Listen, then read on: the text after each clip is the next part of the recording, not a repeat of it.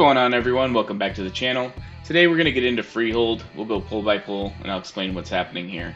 This is going to be mostly pug friendly, and so I will try to explain things as such. You can see for this first pull, it's commonly expected to pull all three packs together.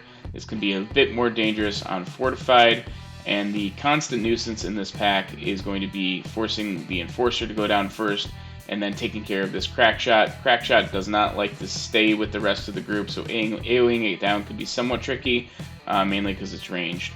We've got another Crackshot that we're dealing with in this pack, and so it's important to make sure that you're hitting it and then LOSing it to bring it as close to the rest of the group as possible to allow your DPS to AoE it down. Other than that, we're interrupting, we're disorienting, and we're stunning what we can before we move on to the next pull. That pull is also skippable if you would like to stealth by, but given that this is a pug, it's just easier to kill it, just in case there's any deaths. It makes for an easier run back. This pull has two Enforcers in it, which on Fortified, over 20, can absolutely one-shot members of your group. So you're going to want to make sure that you're focusing the Enforcers and making sure that they go down so that you're not dealing with their frontals and you're not dealing with their shouts, and just making it easier overall. That's probably one of the tougher trash packs within the Fortified landscape. For this boss, it really just comes down to positioning. You're going to want to do your best to tank the boss by the nest as soon as it separates itself from the parrot. Once the parrot is up in the air, it's going to be charging across the arena and can absolutely one-shot on a tyrannical key above 20. So now that they're separate, I'm staying as close as I can to the nest without actually being in it. Sometimes when you stand inside of the nest, you can actually bug out the boss and it will reset. So you absolutely do not want to do that. Also, if you back out of the arena at all, it'll reset the boss. So just be very careful with positioning.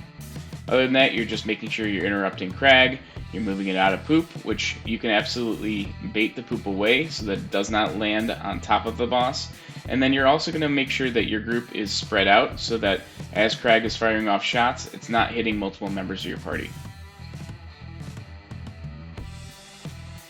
As you can see, the majority of the group that's standing right around the boss is completely safe from the parrot. We have not been in danger at all.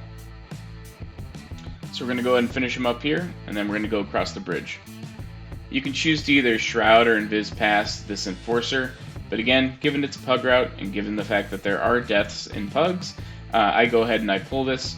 Whether you're dealing with Fortified or Tyrannical, this Enforcer should be dead by the time you're crossing the bridge. If not, just give it a couple extra seconds for your DPS to get it down. I'm going to go into the next pull here, and I'm going to make sure that I'm grabbing several of these yellow mobs. I'm going to kind of clear out this area just to make sure that count isn't a little funky. The last thing you want is to be done with the last boss and have 0.5% or so left in the dungeon. So I've got this down to the point where I know exactly what to grab to make sure that I'm at 100% by the time we kill the last boss. So we're going to go ahead and get these down here. We're going to jump down and we're going to go into a triple pull. We're going to grab this Trapper, which can absolutely be a nuisance and should be a primary target for everyone. And then we're going to pull these yellow mobs as well. Pulling like this really helps your group just efficiently get through the dungeon. If it's something you're not comfortable with yet, then you can take this a little bit smaller, maybe save those yellow mobs, although they're not very threatening. You're also going to see that I'm going to start double pulling whenever possible here. So I let the Grand go ahead and patrol by before I go ahead and grab this second pack here. These can be very dangerous mobs if you don't have the interrupts or the stuns for it.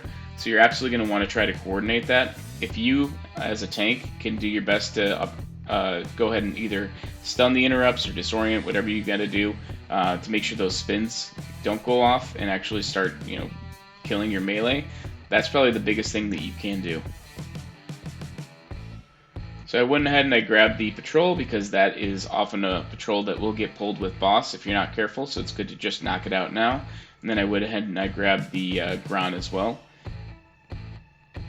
The reason for me waiting on the Grand is because I didn't want it sitting in any kind of sanguine puddles, and so we're just constantly going to keep this thing moving across the board. As you can see, it got healed there, and it really just slows down the key, especially when you've got a mob with big health like the Crusher, just actively getting healed by sanguine. So we're going to keep this moving, we're going to keep this kiting, we're going to make sure that those spins are interrupted, stunned, disoriented, then we're going to go ahead and jump into boss. So you've got 2 of 3 captains this season. You don't have to deal with all 3 like you did in BFA. Eudora is going to be your primary focus because she will jump across the arena and just start popping off shots. You're going to want to make sure that you're always coming at her from her right. She will shoot from left to right, so that's the best way to engage to make sure that you're not getting shot in the face. Raul is going to be throwing out brews, which are either going to be good or bad. The bad brews are green swirls. Avoid those whenever possible. The good brews have a blue indicator where you can stand in them.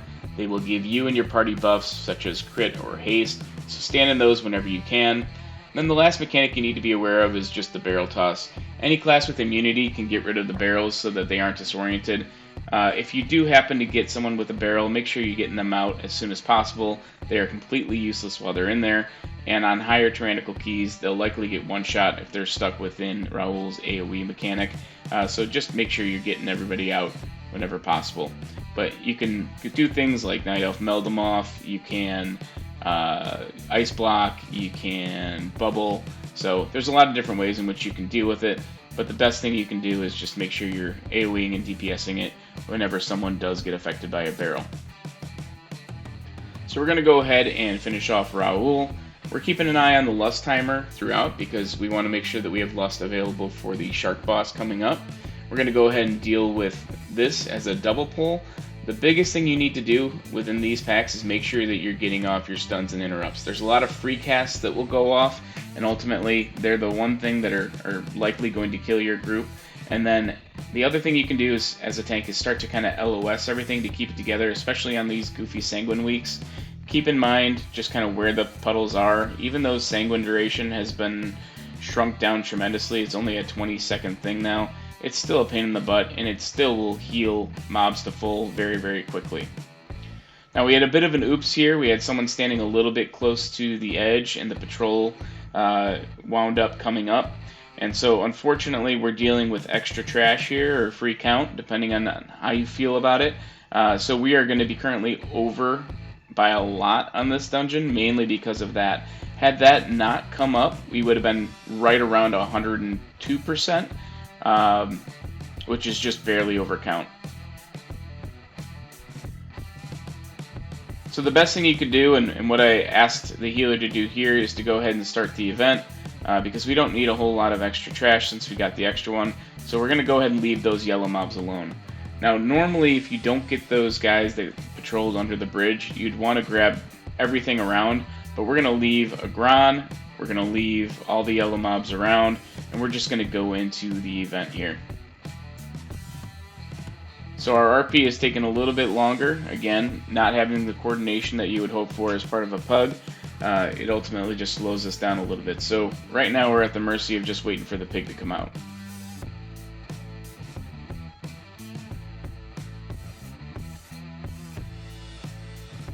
So one of the things that you can do to try to speedrun the pig mechanic here and chase it down is you can actually set your interact key to something, and that way you don't actually have to actively click on the pig in order to capture it. You just need to be close enough to it and smash your interact key, and that will ultimately make it so that you are, grabbing the pig and dealing with that mechanic much faster than if you're actively clicking on it.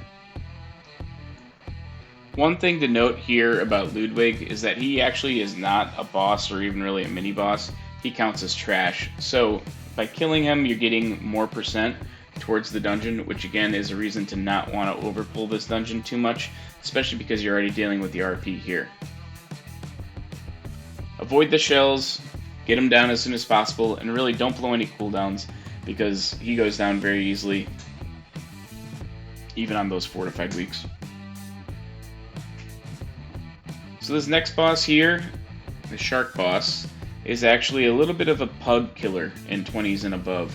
Whether it's tyrannical or fortified, for whatever reason, people don't necessarily understand what you need to do in order to bait the sharks. So one thing I'll point out here is that he wears the sharks and he throws them out one at a time.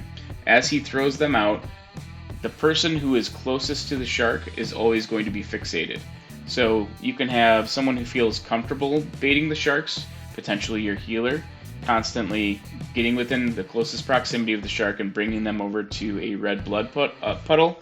Otherwise, you can just have your melee do it. You ideally don't want your tank doing it on high tyrannical, just because there's just so much stuff that's happening around the tank where one shark bite can potentially, take half the health off your tank. So I would advise not doing that, but in certain situations, I kind of have to do it. And so if you're comfortable doing it, by all means do it, but you have to be very wary of where those sharks are at any given time, and also be very cognizant of the fact that a lot of the pugs are just going to be randomly running around, with mostly just focusing on where their positioning is and not the rest of the group. We actually have someone go down to a shark in melee and immediately fixates on me. So even though we're kind of struggling here a little bit at the end, our healer starts doing a really good job of baiting these sharks out of melee and into the puddles. We're able to get the res off, and we're off to the last boss. Again, way over count.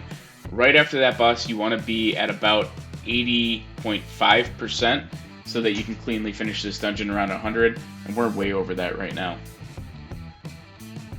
So for this pull, it generally is a double or triple pull depending on where that patrol is. Biggest thing you want to do is make sure that you're interrupting the Stormcallers. If those casts get off, they will absolutely crush your group, especially on Fortified Week. So you're going to want to make sure that those are interrupted. You do not necessarily want to interrupt the Officer. The Officer will actually do damage to its pets and to the other mobs in the area. But on higher Fortified keys, it becomes very apparent that you need to do that once the pets are down. We've got another Stormcaller pull here. We make sure that's interrupted, and then we get the Officer down as well as this Enforcer. Officer is the last priority here, but you do not want it empowering the Enforcer on high Fortified keys either. So for this last boss, I tend to move it back to where most people tanked it in BFA. That's mainly out of force of habit, but it also allows me to bait the tornadoes, which is the frontal mechanic, right off the edge. Make sure that no one else is in danger here. It also gives us a lot of room to work with the ads, allows the range to handle all the rooting and make sure that it gets nowhere near the boss, and therefore makes it so that the melee are relatively clean throughout the entirety of the fight. Once Sweetie changes to Phase 2, I will move it out to the rest of the arena so that we can take advantage of the extra floor space.